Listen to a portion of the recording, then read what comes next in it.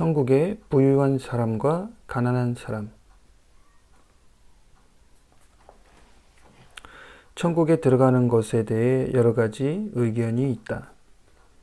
일부에서는 가난한 사람은 들어가고 부자는 못 들어간다고 하고, 또 일부는 부자나 가난한 자나 다 들어간다고 하고, 일부는 부자는 그들의 재산을 포기하고 가난해져야만 들어갈 수 있다고 한다. 이 모든 주장이 전부 말씀을 근거로 한 신념이다. 그러나 천국에 가는데 부자와 가난한 사람 사이에 차별을 두는 것은 말씀을 이해하지 못한 결과다. 말씀은 그 속뜻으로 보면 영적이고 글자의 뜻으로는 자연적이다. 따라서 말씀을 영적 뜻으로 보지 않고 오직 그 글자의 뜻만으로 이해하면 여러 가지 면에서 오류가 생긴다. 예를 들어 부자와 가난한 사람에 대해서가 특히 그렇다. 부자가 천국 가기는 낙타가 바늘구멍을 지나는 것처럼 어렵고, 가난한 사람은 가난하기 때문에 천국에 쉽게 간다고 하는 생각이 그것이다. 이는 말씀의 아래 구절이 있기 때문이다. 가난한 사람은 복이 있나니 천국이 저희 것입니다. 마태복음 5장에 나오는 산상수훈 말씀이잖아요. 가난한 사람은 복이 있나니 천국이 저희 것임이니라. 이 말씀을 사람들이 오해한다는 거예요. 이걸 오해해서 이걸 문자 그대로 해석하면은 가난한 사람은 복되고 부자는 복되지 않다. 이렇게 1차원적으로 해석을 하거나 문자적으로 해석을 하거나 하면은 안 된다는 거죠. 성경을 볼 때는 영적인 의미를 봐야 된다는 것을 이야기하고 있습니다. 그래서 말씀은 속뜻, 즉 영적인 뜻으로 해석을 해야지 바르게 해석을 할 수 있다는 거고요. 천국과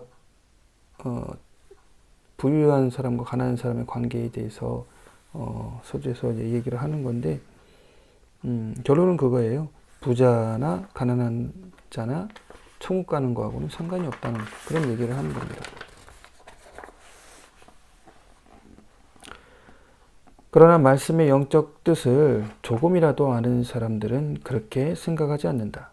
그들은 천국은 가난하건 부자이건 간에 신앙과 사랑의 생활을 한 모든 사람을 위한 곳임을 안다. 그렇다면 말씀에 나오는 부자와 가난한 자는 어떤 사람을 말하는가를 이제 설명하겠다. 성경에 나오는 부자와 가난한 자는 실제 돈이 많고 적고를 의미하는 게 아니라는 거죠. 자, 그렇다면 그 부자와 가난한 자는 어떤 자를 말하는 것인가? 이 사람은 천사들과 많은 대화를 하거든요. 계속 읽어 나가겠습니다. 천사들과 많은 대화를 하고 그들과 함께 지낸 결과 내가 확실히 알게 된 것은 부자도 가난한 사람과 똑같이 쉽게 천국에 간다는 것이며, 사람은 재산 때문에 천국에 못 가거나 가난 때문에 천국에 가는 것이 아니라는 사실이다. 부자나 가난한 사람 모두 천국에 가고, 부자들 중 많은 사람은 가난한 사람보다 더 큰 영광과 행복을 누린다. 참 충격적인 말씀입니다. 이걸 스웨덴볼이나 되니까 이걸 알 수 있는 거지, 성경만 봐가지고는 굉장히 알기 어려운 그런 내용이죠. 스웨덴볼이야 수십 년 동안 천국과 지옥을 오가며 많이 봐왔기 때문에 이렇게 자신 있게 말할 수 있는 거지만, 이 성경 말씀만 봐가지고는 아무래도 부자보다는 가난한 사람이 더 유리하지 않겠습니까? 부자들은 유혹도 많고, 부자들은 또 사실 시기 질투도 많이 받잖아요. 그래서 나쁜 소리, 이런 소문들, 루머들 많잖아요. 그래서 그런지 우리는 부자들은 천국에 조금이라도 더 가기 힘들 것이다 라는 막연한 생각들을 은연중에 가지고 있는데, 스웨덴볼이는 말합니다. 전혀 그렇지 않다는 거예요. 부자나 가난한 거나 아무런 상관이 없고, 오히려 부자들의 경우가 더 유리하면 유리하지 더 불리하지 않다고 분명하게 말하고 있습니다. 부자들 중 많은 사람이 가난한 사람보다 더 큰 영광과 행복을 누린다는 거예요. 오히려 부자가. 자, 그러면 더 한번 읽어보겠습니다. 도대체 무슨 내용이 나오는지. 이건 제가 좀 별표를 해줬는데요. 이렇게 별표하고 밑줄 친 것은 제가 읽으면서 어떤 전율을 느꼈을 때라든지 아니면 이건 반드시 기억하고 있어야 되겠다라고 생각하는 것들을 이렇게 줄을 치고 하거든요. 저도 이제 이 내용을 읽으면서 이게 뭐 몇 년 전에 읽은 내용인데 많은 감동과 어떤 전율을 느끼고 깨달음도 얻고 그랬던 내용들이에요. 자, 읽겠습니다. 먼저 얘기해 둘 것은 사람은 술책이나 사기가 아니라면 기회가 되는 대로 불을 얻고 쌓아도 되며 너무 빠져들지 않는 한 고급 음식을 즐겨도 되고 조건에 따라 호화로운 저택에 살며 조건이 같은 사람들과 교제할 수 있고 오락을 즐기고 세상사를 얘기해도 된다는 사실입니다. 다시 말해서 부자들이나 어떤 하이 클래스의 위치에 있는 사람들이라고 해서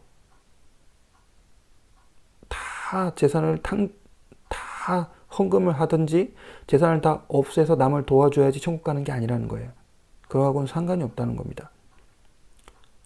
여전히 부를 누리며 살아도 되고 그리고 오락을 즐겨도 되고 그리고 얼마든지 오락을 즐기며 교제를 할 수도 있는 거예요. 근데 그런 건 있겠죠. 나쁜 짓으로 못된 그런 사기나 술수로 부를 얻게 된 사람들은 여기에 해당은 안 됩니다. 이건 정직하게 부를 얻은 사람들의 얘기입니다. 자, 읽겠습니다. 또 경건한 사람처럼 슬프고 애통하는 얼굴로 고개를 떨고 다닐 필요가 없으며 즐겁고 활기에 넘칠 수 있다. 우리가 찬송가에 보혈 찬송가 많이 나오고 늘 회개 기도를 늘상 하는 사람도 있죠. 그리고 늘 언제나 자기의 죄를 생각하며 언제나 죄인처럼 사는 사람들이 의외로 많이 있습니다. 그렇게 사는 것이 신앙적이라고 아주 굳게 믿고 사는 사람들도 많이 있지요. 물론 그게 잘못됐다는 것은 아닙니다. 하지만 꼭 그렇게 살지 않아도 천국에 갈 수 있다는 겁니다. 물론 여기서 말하는 천국이 1천층인지 2천층인지 가장 높은 3천층인지 그건 밝히지를 않았어요. 하지만 어쨌든 세상에서 오락을 즐기고 세상의 즐거움을 느껴도 지옥에 가지는 않는다는 거예요. 그렇죠? 그리고 언제나 막 슬퍼하고 억지로 막 그렇게 난 죄인이라고 막 그렇게 막 쇠뇌를 하면서 살지 않아도 천국에 갈 수 있다는 겁니다. 또 마음이 움직이지 않으면 가난한 사람에게 자기 것을 주지 않아도 된다. 자, 여기서 말하는 거, 의무적으로 가난한 사람에게 자선을 행하지 않아도 된다는 거예요. 내 마음에 주고 싶은 마음이 동하는 거, 그럴 때만 자선을 하는 거, 그럴 때는 해야죠. 왜? 내 안에서 나를 인도하시는 거니까 주님께서. 그렇죠? 이럴 때는 그 주님의 인도하심에 순종해서 자선을 해야 되지만 전혀 마음에 감동도 없는데 눈치 보고 상황 때문에 아니면 자기 위신 때문에 자선을 하는 건 천국과는 상관이 없다는 거죠. 이건 우리가 어느 정도 예측을 할 수 있습니다. 한마디로 사람이 세상 사람과 겉으로 보기에 똑같이 살아도 내적으로 하나님께 대한 생각을 올바르게 가지며 이웃에게 신실하고 공정하게 대하기만 하면 천국 가는데 전혀 지장이 없다는 말씀.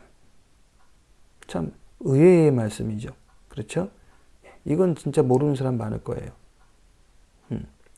그러니까 세상 사람의 눈으로 봤을 때는 행위가 똑같은 거예요. 세상에서 행복하게 즐기면서 유쾌하게 누릴 거 다 누리고 부유하게 사는 사람, 그런 사람도 천국 가는 데는 지장이 없다는 겁니다. 근데 단 조건이 있죠. 공정하게 살아야 되는, 공정하게. 그리고 신앙을 신실하게 가져야 되는 거예요. 신실한 신앙을 가지고 공정하게 이웃을 대하기만 하면은 문제가 없다는 거죠. 근데 이게 쉽지가 않죠. 부유하게 살면서 교만하게 쉽고 자만하게 쉽고 악을 행하기 쉽기 때문에 사실 이게 쉬운 건 아니에요. 공정하게 남들을 대하는 거, 공정하게 장사를 하고 공정하게 사업을 하고 비즈니스를 해서 부유하게 사는 거 쉬운 일은 아니지만 이렇게만 하면은 부자로 살고 누릴 거 누리면서 살아도, 그리고 막 재산을 다 가난한 사람에게 다 퍼주지 않아도 천국 가는 데는 전혀 지장이 없다는 아주 놀라운 그런 폭로라고 해야 되나? 어떻게 보면 누설이죠. 청기 누설. 예. 비밀을 얘기를 하는 겁니다. 이래도 전혀 지장이 없다는 거. 왜냐하면 그 사람이 어떠한가는 그의 애정이라는 건 애착, 뭘 좋아하는지, 애정과 생각이 어떠한가, 어떤 생각을 하며 사는 사람인가, 나를 사랑하는 사람인가, 나를 중심으로 여기는 사람인가, 이웃과 하나님을 중심으로 여기는 사람, 이웃 사랑과 하나님 사랑을 중심으로 여기는 사람인가. 즉 그의 사랑과 신앙이 어떠한가가 결정되기 때문이다. 사람이 모든 외적 행동은 그 두 가지 것에서 생명을 얻는 까닭이다. 자, 여기 밑줄 쳤죠? 예. 자, 아까 외적으로 봤을 때는 세상 사람과 똑같다고 했잖아요. 그렇죠? 그런데 그런 외적 행동은 어떤 동기로 나오는 외적 행동인가가 중요하다는 거예요. 그의 생각과 애정이 어떠한가. 그로부터 모든 외적 행동이 나오기 때문에 외적 행동은 중요한 것이 아니라 그 내면이 중요하다는 것이죠. 사람은 의지로 말미암아 행동하고 사고로 말미암아 말함으로 행동은 곧 의지이고 말은 곧 생각이다. 따라서 말씀에 사람은 그의 행위대로 심판받고 일한 대로 상을 받는다고 하신 것은 사람이 그의 행위의 근원인 즉 행위 안에 들어있는 생각과 애정에 따라 심판받는다는 뜻이다. 다시 말해서 우리가 외적으로 봤을 때는 그렇게 경건해 보이지 않아도 그 안에 내면에 따라서 겉보기와 다르게 그 사람이 신실한 신앙을 가지고 있고 이웃사랑을 실천한 사람일 수 있다는 거예요. 그 사람의 생각과 애정,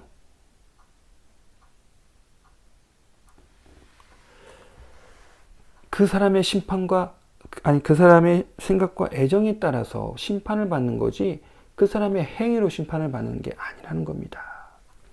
그래서 우리가 보는 행위는 아주 빙산의 일각에 불과한 거기 때문에 그 행위로 판단은 되지를 않는다는 거예요. 행위는 생각과 애정을 제외하면 아무것도 아니고 그 두 가지에 정확히 일치하기 때문이다.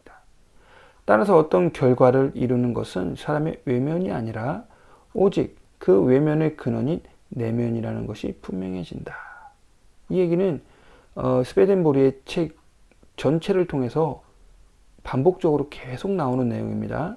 외면이 아니라 내면의 근원이 가장 중요한데 그 근원은 바로 하나님 사랑과 이웃 사랑이다 라는 거 계속 반복돼서 나오는 겁니다. 예를 들면 사람이 정직하게 행하고 남을 속이지 않는 이유가 단지 법이 두렵고 평판을 잃을까봐, 그래서 명예와 이득을 잃을까봐 두려워서라면 그 두려움에 의해 제지당하지 않는다면 기회 있을 때마다 남을 속일 것이다. 그렇다면 그의 행동이 겉으로는 정직해 보이지만 그의 생각과 애정은 부정한 것이다. 그가 내적으로는 정직하지 않고 속이려 하기 때문에 그 사람 안에는 지옥이 있다. 그 사람 안에 이미 지옥이 있는 거예요. 우리가 이 세상에 살면서 이미 내 안에 지옥이 있고 천국이 있는 거예요. 지옥에 사는 사람이 있고 천국에 사는 사람이 이미 있는 것이라는 거예요. 그 사람 내면에 따라서. 반면 그것이 하나님과 이웃을 거스르는 일이기 때문에 남을 속이는 행위를 하지 않고 정직하게 행하는 사람은 기회가 주어져도 남을 속이려 하지 않을 것이다. 여기서 말하는 기회라는 건 뭐냐면 우리가 이제 육을 벗고 영적인 상태가 되었을 때 어떠냐 이거예요. 아무런 재지가 없고 아무런 제재를 받지 않는 상태. 그 뭐 죽었을 때죠. 그럴 때 우리의 내면에 따라서 우리가 확 바뀐다는 거예요. 우리가 악한 사람은 아무런 제재가 없을 때 악마로 변하는 거고, 우리가 정말 법 없이도 사는 사람처럼 아주 선한 사람이면 그 사람이 죽었을 때도 그렇게 행동을 한다는 것입니다. 그의 생각과 의지는 그의 양심이며 그 사람 안에는 천국이 있다. 이미 그 사람 안에 천국이 있어요. 그 사람은 양심적으로 사는 사람이에요. 그러면 그 사람 죽어도 그 양심을 떠나지 않는다는 거예요. 이 두 사람의 행위는 외적 형태는 같아 보이지만 내적으로는 전적으로 다른 것이다. 죽어보면 안다는 거예요. 죽으면 다 나타나는 거예요. 자, 359. 화면을 가로로 해야 되겠네, 가로로.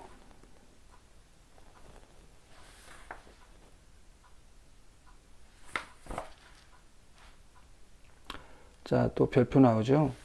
사람이 신을 인정하고 이웃을 선의로 대하기만 한다면은, 자, 신을 인정한다는 것은 주님을 믿든지 주님을 모르는 사람이라면은 절대자를 믿는 거, 어쨌든 초월자이신 그 한 분 하나님을 섬기고 믿으며 동시에 이웃을 선의로 대하기만 한다면, 선의라는 것은 양심에 따라서 선하게 대하기만 한다면 이런 뜻이죠. 겉으로 봤을 때 세상과 똑같이 살다 할지라도 부자가 될 수 있으며 형편과 역할에 따라 풍성한 식탁과 우아한 집과 좋은 옷을 갖추고 살 수도 있고 즐거움과 만족을 누려도 된다는 거죠. 직무와 사업을 위해, 그리고 정신생활과 육신생활을 위해 세상 일에 종사할 수 있다는 사실은 다음과 같은 분명한 결론을 낳는다. 즉 천국에 가는 것은 흔히 생각하는 것처럼 그렇게 어렵지 않다는 사실이다.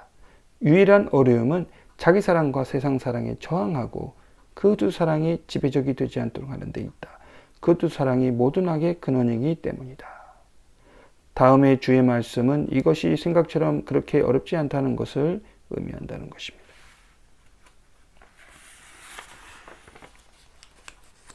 그게 뭡니까? 나는 마음이 온유하고 겸손하니 내게 배우라. 그러면 너희 마음이 쉼을 얻으리니 이는 내 멍에는 쉽고 내 짐은 가벼움이니라. 천국 가기가 어려운 건 아니라는 겁니다. 단순하다는 거예요. 천국 가는 게 단순하다는 거예요. 바로 유일한 핵심 어려움은 자기 사랑과 세상 사랑에 저항한다는 거. 자, 이게 중요한 개념이거든요. 스베덴보리의 모든 논조의 핵심은 이거예요. 자기 사랑과 세상 사랑에서 저항하고 그 두 사랑이 지배적이 되지 않도록 하는 거예요. 자, 그렇다면 자기 사랑의 반대는 뭐예요? 이웃 사랑이에요. 자, 세상 사랑의 반대는 뭐예요? 하나님 사랑이에요. 우리는 본능적으로 자기 사랑을 하기가 쉬운데, 자기 사랑을 하면은 반대로 이웃을 미워하는 거거든요. 자기를 사랑하는 만큼 이웃을 미워하는 거예요. 그리고 세상을 사랑하는 만큼 하나님을 미워하게 돼요. 세상을 사랑하느라고 시간을 버리고 세상을 사랑하느라고 내 집중력이라든지 정신을 빼앗길 때 그만큼 하나님 사랑에서 멀어지기 때문이죠. 자기 사랑과 세상 사랑을 완전히 버릴 수는 없어요. 그렇죠? 자기 사랑을 완전히 버리면 어떻게 되겠어요? 나보다 이웃을 더 사랑하게 되겠죠? 그러면 사실 생존하기가 어렵죠. 왜? 내가 먹을 거 다 주고 다 굶어 죽으라고요? 예, 말도 안 되는 거죠. 자기 사랑과 세상 사랑을, 자기 사랑과 이웃 사랑을 동등하게 유지하는 것이 중요한 겁니다. 그 다음에 세상 사랑을 버리라는 것은 산속에 들어가 살으라는 거죠. 자, 이것도 천국과는 거리가 먼 것입니다. 그러므로 세상 사랑과 하나님 사랑을 균형이 깨지지 않도록, 세상 사랑이 지배적이 되지 않도록 하는 거예요. 지배적이 되지 않도록. 이게 핵심입니다. 이 두 가지 악의 근원인 이 두 가지 사랑이 지배적이 않게만 하면은 우리는 천국에 갈 수 있다는 겁니다. 그래서 쉽게 천국을 갈 수 있다는 겁니다. 어렵지 않게 천국은 그렇게 어려운 삶이 아니라는 거예요. 막 11조 내고 버는 거 다 갖다 바치고 그래야지 천국 가는 게 아니에요. 응? 막 고개를 숙이고 살고 막 죄인이라고 막 그렇게 해야지 천국에 가는 게 아니라고요. 양심껏 살고 그리고 내 이익만 추구함으로써 다른 사람을 미워하지 않고 그리고 세상을 너무 사랑하는 나머지 하나님을 멀리하고 영적인 삶을 멀리하고 진리를 쫓지 않고 이러면 천국에서 멀어지는 건데 그렇게만 하지 않고 살면은 얼마든지 천국에 갈 수 있다는 거예요. 주의 멍에는 쉽고 주의 짐은 가볍다고 하신 이유는 사람이 자기 사랑과 세상 사랑에서 비롯되는 악에 저항하는 정도만큼 자기 자신이 아니라 주의 인도를 따르는 것이며 그렇게 되면 주께서 그 사람 안에 있는 악을 물리치고 제거하시기 때문이다.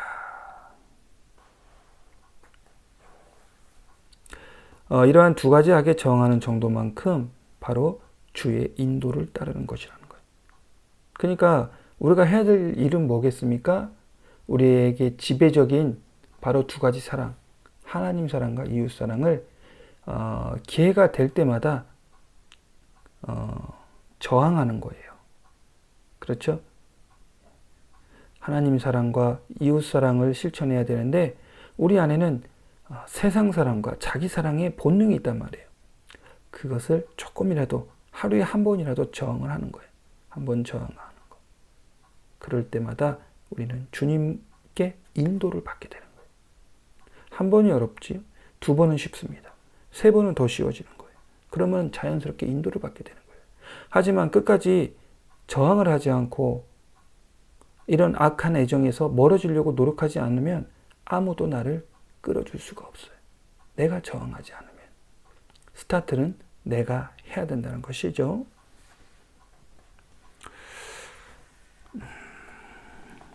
360번. 나와 대화한 영들 중에 이 세상에 사는 동안 속세를 버리고, 자, 360번은 굉장히 중요한데요. 요게 아주 충격적일 수 있습니다. 근데 이 360번을 한 번이라도 읽은 사람과 읽지 않은 사람 사이에는 굉장한 차이점이 있을 수가 있어요. 이건 굉장히 중요한 이건 폭로입니다. 이거 아셔야 됩니다. 청긴누설이죠, 진짜 이건. 나와 대화한 영들 중에 이 세상에 사는 동안 속세를 버리고 거의 고립돼 살면서 세상사를 생각하지 않고 경건하게 명상만 한 사람이 몇 있었다. 그것이 천국 가는 길이라고 믿었기 때문이었다. 그러나 내세에서 이 사람들은 매우 치밀하다. 침울하다. 이들은 자기처럼 하지 않는 다른 사람들을 경멸하고 자기는 자격이 있다고 생각하는데 남들보다 더 행복한 처지에 있지 않는 것에 화가 나 있다. 그들은 이웃에게 전혀 관심이 없고 천국과의 연결 맺힌 이웃사랑의 의무를 회피한다. 그들은 다른 사람들보다 더 천국을 원한다. 그러나 그들을 천사들 있는 곳에 데려가면 그들은 천사들의 행복을 방해하는 불안을 일으키기 때문에 내쫓긴다. 그러면 그들은 황폐한 곳으로 가서 이 세상에서와 똑같이 산다. 이 얼마나 무서운 말입니까? 경건한 삶이 우리를 천국으로 인도하는 게 아니라는 거죠. 경건한 삶, 속세를 버린 삶은 천국과는 아무런 상관이 없는 거예요. 그냥 자기 만족일 뿐인 거예요.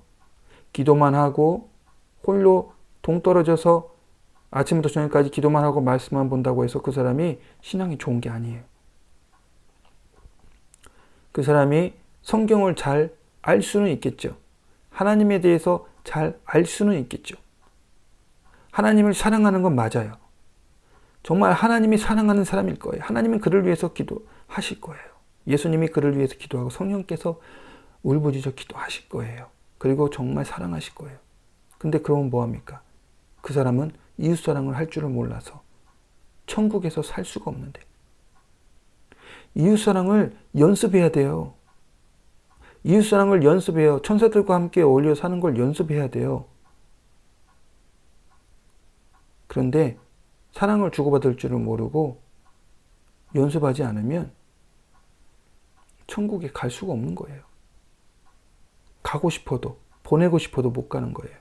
왜? 마찰을 일으키니까.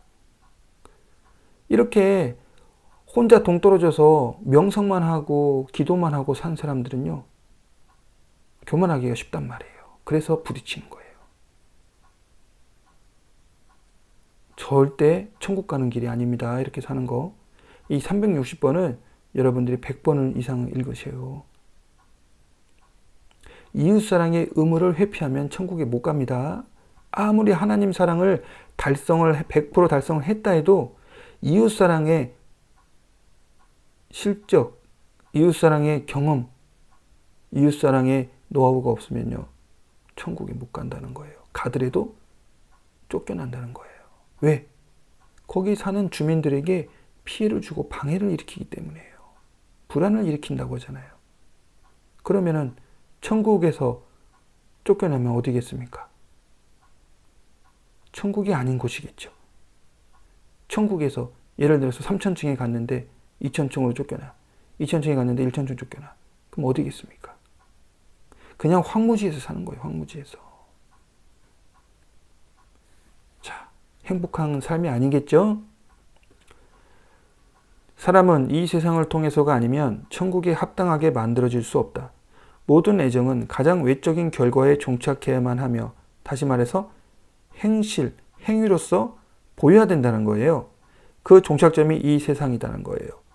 다시 말해서 마음속은 선하지 않지만 겉으로만 선하게 하는 사람들은 그 사람 그런 행위는 가짜 행위겠지만, 내 마음속에 정말 사랑이 가득한 사람이라면 당연히 외적인 행실도 그렇게 나오게 돼 있다는 겁니다.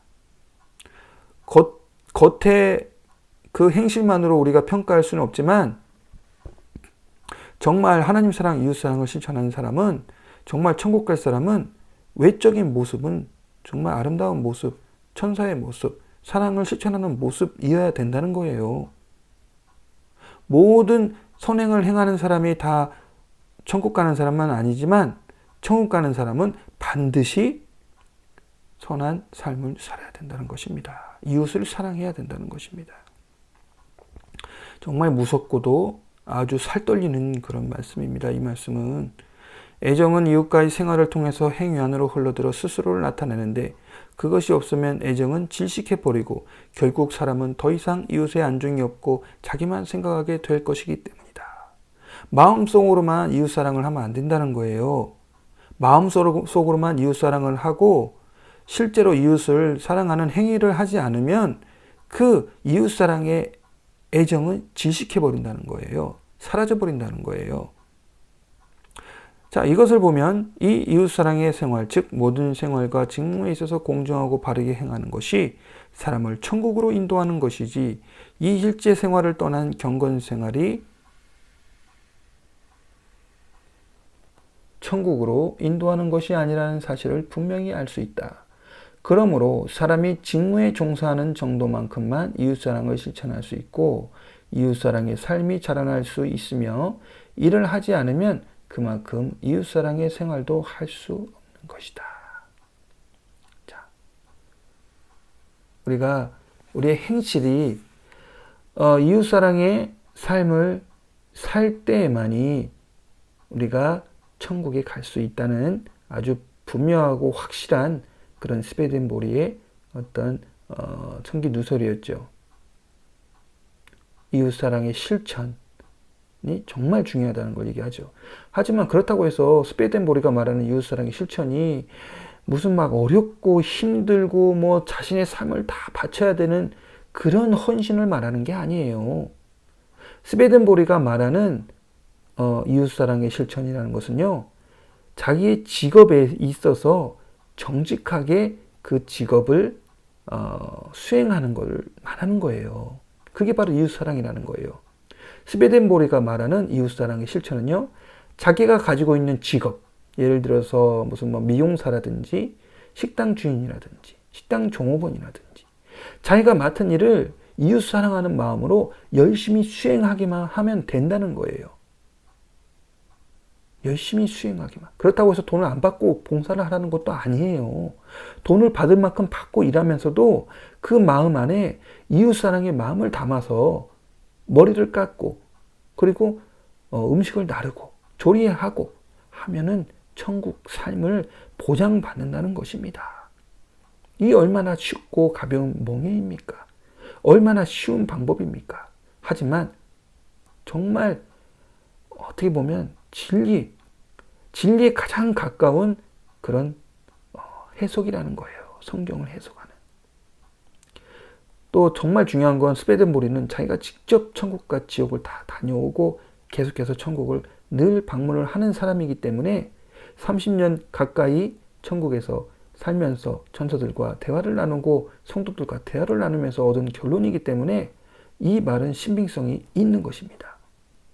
천국 가는 게 그렇게 어려운 것이 아니고 그렇게 복잡한 것도 아니고 우리가 가지고 있는 직무, 직업을 정말 신실한 마음으로 신앙의 마음으로 정말 예수님의 사랑으로 그렇게 실천하는 것, 직무를 수행하는 것, 그것이 바로 이웃사랑이고 우리를 천국으로 이끌어준다는 것입니다.